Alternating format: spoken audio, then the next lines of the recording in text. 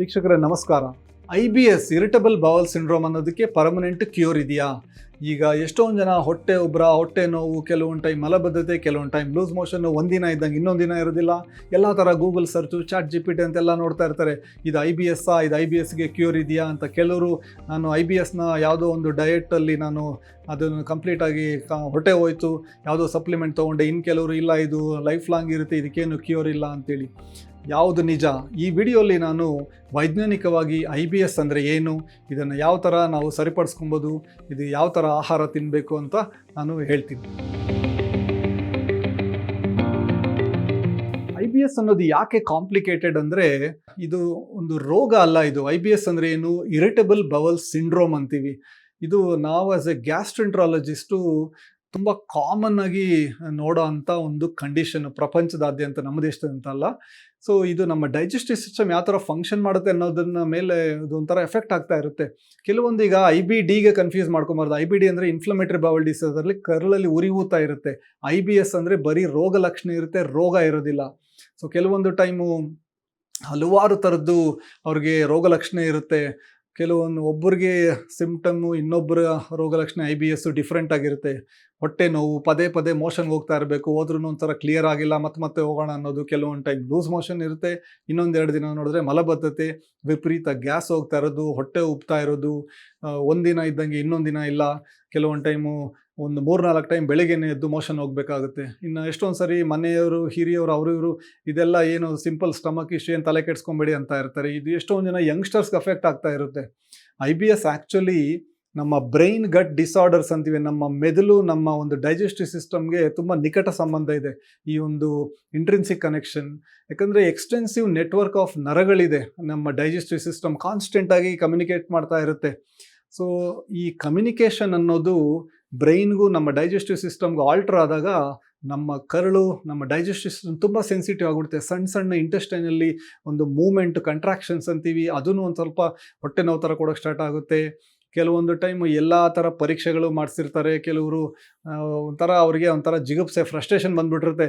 ಏನು ಎಲ್ಲ ಟೆಸ್ಟ್ಗಳಲ್ಲೆಲ್ಲ ನಾರ್ಮಲ್ ಅಂತ ಇದ್ದಾರೆ, ನನಗೆ ನೋಡಿದ್ರೆ ಎಲ್ಲ ಥರದ್ದು ಸಮಸ್ಯೆ ಆಗ್ತಾಯಿದೆ, ಯಾಕೆ ಹೋಗ್ತಾ ಇಲ್ಲ, ಏನು ಕತೆ ಅಂತೇಳಿ. ಈಗ ಸ್ಕ್ಯಾನ್ ಆಗಿರ್ಬೋದು, ಹಲವಾರು ರಕ್ತ ಪರೀಕ್ಷೆ ಆಗಿರ್ಬೋದು, ಎಂಡೋಸ್ಕೋಪಿ, ಕೊಲೊನೋಸ್ಕೋಪಿ, ಕೆಲವೊಂದು ಟೈಮ್ ಎಲ್ಲ ನಾರ್ಮಲ್ ಇರುತ್ತೆ. ಆದರೂ ಹಲವಾರು ರೋಗ ಲಕ್ಷಣ ಇರುತ್ತೆ. ಅದೇ IBS ಅಂತ. IBS ಅನ್ನೋದನ್ನು ನಿಜವಾಗ್ಲೂ ಕ್ಯೂರ್ ಮಾಡ್ಬೋದಾ? ವೈಜ್ಞಾನಿಕವಾಗಿ ಇದಕ್ಕೆ ಕ್ಯೂರ್ ಅಂತಲ್ಲ, ಬಟ್ ಇದರಲ್ಲಿರೋ ತೊಂದರೆ, ಸಿಂಪ್ಟಮ್ಸ್, ರೋಗ ಲಕ್ಷಣ ಎಲ್ಲ ನಾವು ಕ್ಲಿಯರ್ ಮಾಡ್ಬೋದು. ಯಾವುದೇ ಒಂದು ಯೂನಿವರ್ಸಲಿ ಪ್ರೂವನ್ ಕ್ಯೂರ್ ಅನ್ನೋದಿಲ್ಲ ಇದಕ್ಕೆ. ಅಲೋಪತಿ ಆಗಲಿ, ಆಯುರ್ವೇದ ಆಗಲಿ, ಹೋಮಿಯೋಪತಿ ಆಗಲಿ, ಯಾವುದೇ ಆಗಲಿ IBSನ ಕ್ಯೂರ್ ಮಾಡ್ತೀನಿ ಅನ್ನೋದು ಅದು ಒಂದು ಸುಳ್ಳದು. ಯಾಕಂದರೆ IBS ಇದೇನಾಗುತ್ತೆ ಅಂದರೆ ಒಂದು ಕಾರಣ ಅಲ್ಲ ಇದಕ್ಕೆ. ಎಷ್ಟೊಂದು ಸರಿ IBS ಇರೋರಿಗೆ ಯಾವುದೇ ರೀತಿಯ ರೋಗ ಲಕ್ಷಣ ಇಲ್ದಂಗೆ ಆರಾಮಾಗಿ ರೆಮಿಷನ್ ಅಂತೀವಿ, ಅಂದರೆ ಆರಾಮಾಗಿ ಅವರೇ ಮ್ಯಾನೇಜ್ ಮಾಡ್ಕೊಬೋದು. ಹಾಸ್ಪಿಟ್ಲ್ಸು, ಡಾಕ್ಟರ್ಸ್ ಹತ್ರ ಬರ್ದೇನೆ, ಸಿಂಪ್ಟಮ್ ಫ್ರೀ, ರೋಗ ಲಕ್ಷಣ ಇಲ್ಲದೇ ವರ್ಷಾನ್ಗಟ್ಟಲೆ ಇರ್ತಾರೆ. ಇದಕ್ಕೆ ಯಾಕೆ ಕ್ಯೂರ್ ಅನ್ನೋದಿಲ್ಲ ಅಂದರೆ, ಇದು ಒಂದು ಕಾರಣದಿಂದ ಆಗೋವಂಥದ್ದಲ್ಲ. IBS ಅನ್ನೋದು ಒಂದು ಕಲೆಕ್ಷನ್, ಒಂದು ಕ್ಲಸ್ಟರ್ ಆಫ್ ಸಿಂಪ್ಟಮ್ಸ್ ಅಂತೀವಿ. ಸೊ ಅದು ಹಲವಾರು ಕಾರಣಗಳಿಂದ ಆಗ್ತಾ ಇರುತ್ತೆ. ಒಬ್ಬೊಬ್ಬರಿಗೆ ಒಂದೊಂದು ಥರ ಕಾರಣ ಇರುತ್ತೆ. ಹಾಗಾಗಿ ಎಲ್ಲರಿಗೂ ಒಂದೇ ಕಾರಣ ಅಂತಲ್ಲ. ಕೆಲವರಿಗೆ ಅವರು ತಿನ್ನೋ ಆಹಾರನೇ ಟ್ರಿಗರ್ ಆಗ್ತಾ ಇರುತ್ತೆ. ಇನ್ನು ಕೆಲವರಿಗೆ ಮಾನಸಿಕ ಒತ್ತಡ, ಆತಂಕ, ಭಯ, ಅದರಿಂದ ಟ್ರಿಗರ್ ಆಗ್ತಾ ಇರುತ್ತೆ. ಕೆಲವರಿಗೆ ನಿದ್ದೆ ಸರಿಯಿಲ್ಲ, ಅದರಿಂದ ಆಗ್ತಾ ಇರುತ್ತೆ. ಇನ್ನು ಕೆಲವರಿಗೆ ಯಾವುದೋ ಫುಡ್ ಪಾಯ್ಸನಿಂಗು, ವಾಂತಿ ಭೇದಿ, ಏನೋ ಫುಡ್ಡು ಸರಿ ಇಲ್ಲದೇ ತಿಂದು ಗ್ಯಾಸ್ಟ್ರೆಂಟ್ರೈಟಿಸ್, ಅದರಿಂದ ಅದಾದಮೇಲೆ ಶುರು ಆಗುತ್ತೆ ಕೆಲವರಿಗೆ. ಇನ್ನು ಕೆಲವರಿಗೆ ಆ್ಯಂಟಿಬಯೋಟಿಕ್ಸು ಮತ್ತೊಂದು ತೊಗೊಂಡು ಅದರಿಂದ ಟ್ರಿಗರ್ ಆಗಿರುತ್ತೆ. ಕೆಲವೊಂದು ಟೈಮ್ ನಮ್ಮ ಕರಳಲ್ಲೇ ಬ್ಯಾಕ್ಟೀರಿಯಾ ಎಲ್ಲ ಚೇಂಜ್ ಆಗ್ತಾ ಇರುತ್ತೆ. ಕೆಲವೊಂದು ಟೈಮ್ ಸಣ್ಣ ಕರಳಲ್ಲಿ ಅಧಿಕ ಸಂಖ್ಯೆಯಲ್ಲಿ ಬ್ಯಾಕ್ಟೀರಿಯಾ ಓವರ್ ಗ್ರೋತು, ಇಂಥವೆಲ್ಲ ಕಾಂಟ್ರಿಬ್ಯೂಟ್ ಮಾಡ್ತಾ ಇರುತ್ತೆ. ಸೊ ಕಾರಣ ಒಬ್ಬೊಬ್ಬರ IBSಗೆ ಒಂದೊಂದು ಥರ ಇರುತ್ತೆ. ಹಾಗಾಗಿ ಎಲ್ಲರಿಗೂ ಆಗುವಂಥ ಒಂದು ಸಿಂಗಲ್ ಕ್ಯೂರ್ ಅನ್ನೋದು ಯಾವುದು ಇದುವರೆಗೂ ಇಲ್ಲ. ಇನ್ಸ್ಟೆಡ್ ನಾವು ಸಕ್ಸಸ್ ಆಫ್ ಟ್ರೀಟ್ಮೆಂಟ್ ಏನಂದರೆ, ಫಸ್ಟು ಐಡೆಂಟಿಫೈ ಮಾಡಬೇಕು ಯಾವ ಕಾರಣದಿಂದ ಅವ್ರಿಗೆ ಸಿಂಪ್ಟಮ್ಸ್, ರೋಗ ಲಕ್ಷಣ ಅನ್ನೋದು ಟ್ರಿಗರ್ ಆಗ್ತಾ ಇದೆ, ಬರ್ತಾ ಇದೆ. ಇದರಲ್ಲಿ ಆಹಾರಕ್ಕೆ ತುಂಬ ಪ್ರಾಮುಖ್ಯತೆ ಇರುತ್ತೆ. ಈಗ ವೈಜ್ಞಾನಿಕವಾಗಿ IBSಲ್ಲಿ ಡಯಟ್ರಿ ಮಾಡಿಫಿಕೇಷನ್, ಆಹಾರನ ಸ್ವಲ್ಪ ಚೇಂಜ್ ಮಾಡಿದಾಗ ಸುಮಾರು ಸಿಂಪ್ಟಮ್ಸ್ ಇಂಪ್ರೂವ್ ಆಗ್ತಾ ಇರುತ್ತೆ. ಈಗ ನಮ್ಮ ಬೆಂಗಳೂರು ಗ್ಯಾಸ್ಟ್ರೋ ಸೆಂಟರ್ ಹಾಸ್ಪಿಟಲಲ್ಲಿ ಗ್ಯಾಸ್ಟ್ರೆಂಟ್ರಾಲಜಿ ಡಯಟಿಷಿಯನ್ಸೇ ಇರ್ತಾರೆ. ಗ್ಯಾಸ್ಟ್ರೆಂಟ್ರಾಲಜಿಸ್ಟ್ ನುರಿತ ವೈದ್ಯರ ಜೊತೆ ಕೆಲಸ ಮಾಡಿ ಅವರು ಕೆಲವೊಂದು ಪೇಷಂಟ್ಸ್ಗೆ ಲೋ ಫಾಡ್ ಮ್ಯಾಪ್ ಡಯಟ್ ಅಂತೀವಿ. ಲೋ ಫಾಡ್ ಮ್ಯಾಪ್ ಅಂದರೆ ಎಲ್ಲರಿಗೂ ಕೆಲಸ ಮಾಡಲ್ಲ ಇದು. ಕೆಲವೊಂದು ಲೋ ಫಾಡ್ ಮ್ಯಾಪ್ಸ್ ಅಂದರೆ ಏನು, ಕೆಲವೊಂದು ಕಾರ್ಬೋಹೈಡ್ರೇಟ್ಸು, ಕೆಲವರಲ್ಲಿ ಅಂಥ ಆಹಾರಗಳು ತಿಂದಾಗ ಅವರ ಶರೀರ, ಅವರ ಕರಳು, ಸಣ್ಣ ಕರಳು ಚೆನ್ನಾಗಿ ಅಬ್ಸಾರ್ಬ್ ಆಗೋದಿಲ್ಲ. ಹಾಗಾಗಿ ದೊಡ್ಡ ಕರಳು ಹೋಗ್ಬಿಟ್ರೆ ಅಲ್ಲಿ ಗಟ್ ಬ್ಯಾಕ್ಟೀರಿಯಾ ಅನ್ನೋದು ಫರ್ಮೆಂಟ್ ಮಾಡಿ ಏನಾಗುತ್ತೆ, ತುಂಬ ಗ್ಯಾಸು ಆಮೇಲೆ ನೀರೆಲ್ಲ ಜಾಸ್ತಿ ಎಳಿತಾ ಇರುತ್ತೆ ಕೋಲನ್. ಹಾಗಾಗಿ ಅವ್ರಿಗೆ ಬ್ಲೋಟಿಂಗ್, ಹೊಟ್ಟೆ ಉಬ್ಬೋದು, ಹೊಟ್ಟೆ ನೋವು, ಲೂಸ್ ಮೋಷನ್ನು, ಹಲವಾರು ಥರ IBS ಸಿಮ್ಟಮ್ಸ್ ಬರ್ತಾ ಇರುತ್ತೆ. ಉದಾಹರಣೆಗೆ ಜಾಸ್ತಿ ಈರುಳ್ಳಿ, ಬೆಳ್ಳುಳ್ಳಿ, ಕೆಲವೊಂದು ಟೈಮು ಕೋಸು, ಹೂಕೋಸು, ಬ್ರೋಕೊಲಿ ಅಂತೀವಿ, ಕೆಲವೊಂದು ಹಣ್ಣುಗಳು, ಈಗ ಮಾವಿನ ಹಣ್ಣು, ವಾಟರ್ ಮೆಲನ್ ಎಲ್ಲ ಶುಗರ್ ಇರೋವಂಥ ಸ್ವಲ್ಪ, ಆಮೇಲೆ ಕೆಲವೊಂದು ವೀಟ್ ಪ್ರಾಡಕ್ಟ್ಸು, ಕೆಲವರಿಗೆ ಡೈರಿ ಪ್ರಾಡಕ್ಟ್ಸು, ಹಾಲಿನ ಪದಾರ್ಥಗಳು ಆಗಲ್ಲ, ಕೆಲವರು ಆರ್ಟಿಫಿಷಿಯಲ್ ಸ್ವೀಟ್ನರ್ಸ್ ತಗೊಂತ ಅದರಿಂದನೂ ಟ್ರಿಗರ್ ಆಗ್ತಾ ಇರುತ್ತೆ.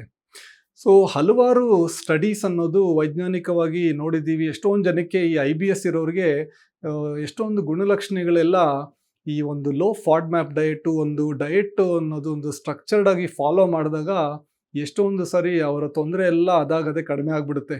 ಈಗ ಡಯಟ್ ರಿಸ್ಟ್ರಿಕ್ಷನ್ ಅಂತ ಹೇಳ್ಬಿಟ್ಟು ಲೈಫ್ ಲಾಂಗ್ ರಿಸ್ಟ್ರಿಕ್ಷನ್ ಅಂತಲ್ಲ. ಕೆಲವೊಂದು ಟೈಮ್ ಅಯ್ಯೋ ಇಷ್ಟೊಂದೆಲ್ಲ ಆಹಾರ ನಾನು ಬಿಡಬೇಕಾ ಅಂತ, ಕೆಲವೊಂದು ಟೈಮಿಗೆ ಮಾತ್ರ ಅದನ್ನು ಬಿಡಬೇಕಾಗುತ್ತೆ. ನಾವೇನು ಮಾಡ್ತೀವಿ ಅಂದರೆ, ಕೆಲವೊಂದು ಟೈಮ್ ಯಾವ ಆಹಾರ ಅವರಿಗೆ ತೊಂದರೆ ಕೊಡ್ತಾ ಇದೆ ಅನ್ನೋದು ನೋಡಿ ಒಂದೊಂದಾಗಿ ಅದನ್ನು ಇಲ್ಲ ಕಂಪ್ಲೀಟಾಗಿ ಸ್ವಲ್ಪ ಕೆಲವೊಂದು ವಾರಕ್ಕೆ ತೆಗೆದುಬಿಡ್ತೀವಿ, ಅಥವಾ ಸ್ವಲ್ಪನೇ ತೊಗೊಳಕ್ಕೆ ಹೇಳ್ತೀವಿ. ಆಮೇಲೆ ಸ್ಲೋ ಆಗಿ ರೀಇಂಟ್ರೊಡ್ಯೂಸ್ ಮಾಡ್ಬೋದು ಕಡಿಮೆ ಕ್ವಾಂಟಿಟೀಸಲ್ಲಿ. ಇದೊಂದು ಪರ್ಸ್ನಲೈಸೇಷನ್ ಅಂತೀವಿ. ಒಬ್ಬರಿಗೆ ಹೇಳೋ ಆಹಾರ ಇನ್ನೊಬ್ಬರಿಗೆ ಡಿಫ್ರೆಂಟ್ ಆಗಿರುತ್ತೆ. ಕೆಲವೊಂದು ಟೈಮು ನಿಮಗೆ ಗೊತ್ತಾಗುತ್ತೆ ಇಂಥ ಆಹಾರ ತಿಂದ್ರೇ ನನಗದು ಜಾಸ್ತಿ ಆಗುತ್ತೆ ಅಂತ, ಅಂಥದ್ದನ್ನು ಕಟ್ ಮಾಡಬೇಕಾಗುತ್ತೆ. ಈಗ ಕೆಲವರು ಯಾರಿಗೋ ಗೋಧಿ ಆಗಲ್ಲ, ಯಾರಿಗೋ ಹಾಲಾಗಲ್ಲ ಅಂತ ಹೇಳ್ಬಿಟ್ಟು ಎಲ್ಲರೂ ಬಿಡಬೇಕಂತಲ್ಲ. ಕೆಲವ್ರಿಗೆ ಚೆನ್ನಾಗಿ ಸೂಟ್ ಆಗುತ್ತೆ, ಕೆಲವ್ರಿಗೆ ಸೂಟ್ ಆಗಲ್ಲ. ಇನ್ನೊಂದು, ಈ IBS ನಾನು ಹೇಳ್ದಂಗೆ ನಮ್ಮ ಬ್ರೈನ್ ಗಟ್ ಕನೆಕ್ಷನ್, ನಮ್ಮ ಮೆದುಳು, ನಮ್ಮ ಜಠ, ಕರಳು, ಇದಕ್ಕೆಲ್ಲ ಒಂಥರ ನಿಕಟ ಸಂಬಂಧ ಇದೆ.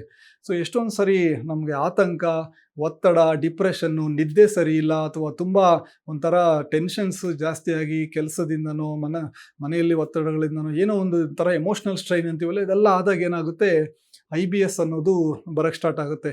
ಹಂಗಂತ ಹೇಳ್ಬಿಟ್ಟು ಅವ್ರಿಗೆಲ್ಲ ಬರೀ ಸೈಕಲಾಜಿಕಲ್ಲು ತಲೆ ಸರಿ ಇಲ್ಲ ಅಂತಲ್ಲ.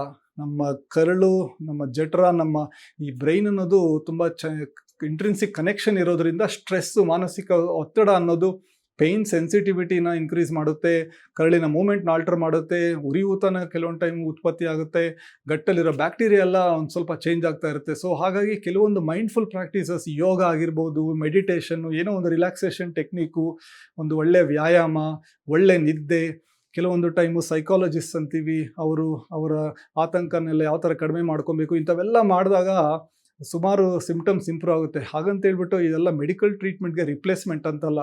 ಸೊ ಇದು ಏನಾಗುತ್ತೆ ಅಂದರೆ, ಒಬ್ಬೊಬ್ಬರಿಗೆ ಒಂದೊಂದು ಥರ ಪಾತ್ವೇಯಿಂದ ಟ್ರಿಗರ್ ಆಗ್ತಾ ಇರುತ್ತೆ IBS. ಹಾಗಾಗಿ ಅಂಥ ಸ್ಪೆಸಿಫಿಕ್ ಇದನ್ನು ಟಾರ್ಗೆಟ್ ಮಾಡಿ ಅವರ ಸಿಮ್ಟಮ್ಸ್ನ ಇಂಪ್ರೂವ್ ಮಾಡಬೇಕು. ಇನ್ನು ಈಗ ಏನು ಮಾಡ್ತಾರೆ ಅಂದರೆ, ಎಲ್ಲರೂ ಈ ಗಟ್ ಹೆಲ್ತು, ಪ್ರೋಬಯೋಟಿಕ್ಸ್ ಅಂತೇಳಿ ಈ ಆನ್ಲೈನ್ ಅದು ಇದು ಹಲವಾರು ಥರದ್ದು ಕೆಲ್ಸಕ್ಕೆ ಬರದೇ ಇರೋದೆಲ್ಲ ಮಾರ್ತಾ ಇರ್ತಾರೆ. ಗಟ್ ಕ್ಲೆನ್ಸರ್ಸ್ ಅಂತೆ, gut microbe testing kits, food allergy test, ಮತ್ತೊಂದು ಆನ್ಲೈನ್ ಕೆಲವೆಲ್ಲ ಪ್ರೋಬಯೋಟಿಕ್ಸ್ ಇನ್ನು ತಗೊಳ್ಳಿ IBSಗೆ, ಅದು ಇದು, ಇವೆಲ್ಲ ಪ್ರಾಪರ್ ಸೈಂಟಿಫಿಕ್ ಸ್ಟ್ಯಾಂಡರ್ಡ್ಸ್ಗೆ ಟೆಸ್ಟ್ ಮಾಡಿರೋ ಅಂಥವಲ್ಲ. ಗಟ್ ಮೈಕ್ರೋಬ್ ಅನ್ನೋದು ಕರಳಲ್ಲಿರೋ ಒಳ್ಳೆ ಬ್ಯಾಕ್ಟೀರಿಯಾ ಇದೆಯಲ್ಲ, ಇದು IBS ಒಂದು ಸ್ಟಡೀಸ್ ಅನ್ನೋದು ಕಂಟಿನ್ಯೂ ಆಗ್ತಾನೆ ಇದೆ. ವೈಜ್ಞಾನಿಕವಾಗಿ ನಾವು ನೋಡ್ತಾನೆ ಇದ್ದೀವಿ. ಸೊ ಯಾವುದೇ ಒಂದು ಪ್ರೋಬಯೋಟಿಕ್ ಅಂತಿಲ್ಲ, ಇದನ್ನ ತೊಗೊಂಬಿಡಿ ಎಲ್ಲರಿಗೂ IBS ಹೋಗ್ಬಿಡುತ್ತೆ, ಆ ಥರದ ಹಲವಾರು ಆನ್ಲೈನಲ್ಲಿ ಈಗ ಈ ಜನ ಹುಡುಕ್ತಾ ಇರ್ತಾರೆ ಅಂತೇಳಿ ಬೇಕಾಗಿಲ್ಲದೆ ಇರೋದನ್ನೆಲ್ಲ ಮಾರ್ತಾ ಇರ್ತಾರೆ. ಗಟ್ ಕ್ಲೀನ್ ಮಾಡಿಸ್ಕೊಳ್ಳಿ, ಗಟ್ ಹೀಲಿಂಗ್ ವರ್ಕ್ಶಾಪ್ಸು, ಅದು ಇದರಲ್ಲೆಲ್ಲ ದುಡ್ಡು ವೇಸ್ಟ್ ಮಾಡಬಾರ್ದು.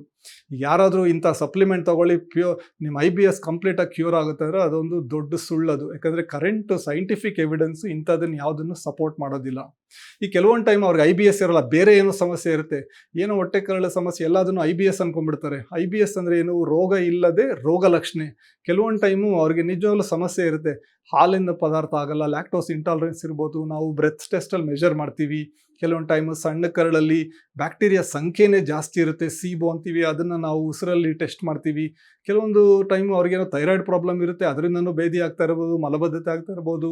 ಕೆಲವೊಂದು ಟೈಮು ಗೋಧಿ ಗ್ಲೂಟನ್ ಅಲರ್ಜಿ ಇರುತ್ತೆ, ಸೀಲಿಯಾಕ್ ಡಿಸೀಸ್ ಅಂತೀವಿ. ಕೆಲವೊಂದು ಟೈಮ್ ಕರಳಲ್ಲಿ ಉರಿಯೂತಾ ಇರುತ್ತೆ. ಹಾಗಾಗಿ ಮೆಡಿಕಲ್ ಗ್ಯಾಸ್ಟ್ರೋಎಂಟ್ರಾಲಜಿಸ್ಟ್ ಅನ್ನೋರನ್ನ ನೋಡೋದು ಇಂಪಾರ್ಟೆಂಟ್. ಅವ್ರಿಗೆ ನಿಜವಾಗ್ಲೂ ಬೇರೆ ಸಮಸ್ಯೆ ಇದೆಯಾ ಅಥವಾ IBS ಇದೆಯಾ ಅಂತೇಳಿ. ಕೆಲವೊಂದು ಟೈಮ್ ವಾರ್ನಿಂಗ್ ಸೈನ್ಸ್ ಇರುತ್ತೆ, ಕೆಲವೊಂದು ಟೈಮ್ ತೂಕ ಕಡಿಮೆ ಆಗ್ತಾ ಇರ್ತಾರೆ, ರಕ್ತ ಹೋಗ್ತಾ ಇರುತ್ತೆ ಮಲದಲ್ಲಿ, ರಕ್ತ ಕಡಿಮೆ ಆಗ್ತಾ ಇರುತ್ತೆ, ಹಿಮೋಗ್ಲೋಬಿನ್ ಇದೆಲ್ಲ, ನಿದ್ದೆಯಿಂದ ಎದ್ದೇಳ್ತಾ ಇರ್ತಾರೆ ನೋವಿಂದ, ಆಮೇಲೆ ಬಲಹೀನತೆ ಆಗ್ತಾ ಇರುತ್ತೆ. ಇವೆಲ್ಲ ಇಗ್ನೋರ್ ಮಾಡಬಾರ್ದು. ಯಾಕಂದರೆ ಕೆಲವೊಂದು ಟೈಮು ಸಿಂಪಲ್ ಥಿಂಗ್ಸ್, ಏನೋ ಥೈರಾಯ್ಡ್ ಸಮಸ್ಯೆನೋ, ಲ್ಯಾಕ್ಟೋಸ್ ಇಂಟಾಲರೆನ್ಸು, ಇಂಥವೆಲ್ಲ ಟ್ರೀಟ್ ಮಾಡಿದಾಗ ತಾನೇ ಪಟ್ಟಂತೆ ಇಂಪ್ರೂವ್ ಆಗುತ್ತೆ. ಅವರು IBS ಅಂತ ಏನು ಅಂದ್ಕೊಂಡಿರ್ತಾರೆ ಅದೆಲ್ಲ ಕೆಲವೊಂದು ಟೈಮ್ ಸಿಂಪಲ್ ಸೊಲ್ಯೂಷನ್ಸ್ ಇರುತ್ತೆ. ಸೊ IBS ಅನ್ನೋದನ್ನು ಪರ್ಮನೆಂಟಾಗಿ ಕ್ಯೂರ್ ಮಾಡ್ಬೋದಾ ಅನ್ನೋದು ಮೋಸ್ಟ್ ಇಂಪಾರ್ಟೆಂಟ್. ಈಗ ಯೂನಿವರ್ಸಲಿ ಇದಕ್ಕಂತೂ ಕ್ಯೂರ್ ಅನ್ನೋದಲ್ಲ, ಬಟ್ ಇಲ್ಲಿ ಸಿಮ್ಟಮ್ಸ್ ಇರುತ್ತಲ್ಲ, IBS ಸಿಮ್ಟಮ್ಸು, ಯಾಕಂದರೆ ಒಳಗಡೆ ರೋಗ ಇಲ್ಲ, ಬರೀ ರೋಗ ಲಕ್ಷಣ ಇದೆ. ಆ ರೋಗ ಲಕ್ಷಣ ಎಷ್ಟೊಂದು ಸರಿ ನಾವು ಕಂಪ್ಲೀಟಾಗಿ ಕ್ಲಿಯರ್ ಮಾಡ್ಬೋದು. ಕೆಲವೊಂದು ಟೈಮು ತಿನ್ನೋ ಆಹಾರದ ಮೇಲೆ ಗಮನ ಕೊಟ್ಟು ಅದನ್ನು ಯಾವ ಥರ ನಾವು ಕೆಲವೊಂದು ಟೈಮ್ ಡೈಟಿಷಿಯನ್, ಗ್ಯಾಸ್ಟ್ರೆಂಟ್ರಾಲಜಿ ಡೈಟಿಷಿಯನ್ಸ್ನ ಇನ್ವಾಲ್ವ್ ಮಾಡ್ತೀವಿ ಇಲ್ಲಿ ಬೆಂಗಳೂರು ಗ್ಯಾಸ್ಟ್ರೋ ಸೆಂಟ್ರಲ್ಲಿ. ಸೊ ಇವರು ಡೈಟ್ ಎಲ್ಲ ಸ್ವಲ್ಪ ಡೀಟೇಲಾಗಿ ನೋಡಿ ಅಂತ. ಅವ್ರಿಗೆ ಮಾನಸಿಕ ಒತ್ತಡ ಇದೆಯಾ ಅದನ್ನು ಕಡಿಮೆ ಮಾಡಬೇಕು, ರೆಗ್ಯುಲರ್ ವ್ಯಾಯಾಮ, ಒಂದು 7-8 ಅವರ್ ನಿದ್ದೆ, ಕೆಲವೊಂದು ಟೈಮು ಕೆಲವೊಂದು ಸಿಂಪಲ್ ಮೆಡಿಸಿನ್ಸು, ಸೆಲೆಕ್ಟಿವ್ ಪ್ರೋಬಯೋಟಿಕ್ಸ್. ಎಲ್ಲರಿಗೂ ಎಲ್ಲ ಥರದ್ದು ಒಂದೇ ಥರದ ಪ್ರೋಬಯೋಟಿಕಲ್ಲ, ಕೆಲವು ಟೈಮ್ ಡಿಫ್ರೆಂಟ್ ಸಿಂಪಲ್ ಮೆಡಿಸಿನ್ಸ್ ಕೊಡಬೇಕಾಗುತ್ತೆ. ಸೊ ಪ್ರತಿಯೊಂದು ರೋಗ ಲಕ್ಷಣನೂ ಕಂಪ್ಲೀಟಾಗಿ ಕ್ಲಿಯರ್ ಮಾಡೋಕ್ಕಾಗಲ್ಲ ಕೆಲವರಿಗೆ. ಬಟ್ ಏನಂದರೆ ಓವರ್ ಆಲ್ ಮೆಜಾರಿಟಿ ಆಫ್ ಸಿಮ್ಟಮ್ಸ್ನ ಅವ್ರನ್ನ ಕ್ಲಿಯರ್ ಮಾಡ್ಬೋದು. IBS ಅನ್ನೋದು ಒಂದು ಸೀರಿಯಸ್ ಕಂಡೀಷನ್ ಅಲ್ಲ, ಅದರಿಂದ ಕ್ಯಾನ್ಸರ್ ಆಗೋದು ಇನ್ನೊಂದು ಮತ್ತೊಂದು ಆಗೋದಿಲ್ಲ. ಬಟ್ ಅದೊಂಥರ ಡೈಲಿ ಹಿಂಸೆ ಅದಷ್ಟೇ. ಈ ವಿಡಿಯೋಲಿ ಕಾಮೆಂಟ್ ಮಾಡಿ ನಿಮ್ಮ IBS ಟ್ರಿಗರ್ ಏನು, ನಿಮಗೆ ಯಾವ ಫುಡ್ ತಿಂದರೆ IBS ಟ್ರಿಗರ್ ಆಗುತ್ತೆ, ಅಥವಾ ಯಾವ ಥರ ನಿಮಗೆ IBSನ ನೀವು ಕಂಟ್ರೋಲ್ ಮಾಡ್ಕೊತಾ ಇದ್ದೀರಾ. ಈ ಕಾಮೆಂಟ್ಸ್ ಎಲ್ಲ ನಾನು ನೋಡ್ತಾ ಇರ್ತೀನಿ. ಈ ಎಜುಕೇಷನ್ ಚಾನಲ್ಗೆ ದಯವಿಟ್ಟು ಸಬ್ಸ್ಕ್ರೈಬ್ ಮಾಡ್ಕೊಳ್ಳಿ, ನಿಮ್ಮ ಫ್ರೆಂಡ್ಸು ಫ್ಯಾಮಿಲಿ ಜೊತೆನೂ ಶೇರ್ ಮಾಡಿ. ಹಲವಾರು ಡೈಜೆಸ್ಟಿವ್ ಹೆಲ್ತ್ ವೀಡಿಯೋಸ್ನ ನಾವು ರೆಗ್ಯುಲರಾಗಿ ಬೆಂಗಳೂರು ಗ್ಯಾಸ್ಟ್ರೋ ಸೆಂಟರ್ ಹಾಸ್ಪಿಟಲ್ ಕಡೆಯಿಂದ ಪೋಸ್ಟ್ ಮಾಡ್ತಾ ಇರ್ತೀವಿ. ಧನ್ಯವಾದ.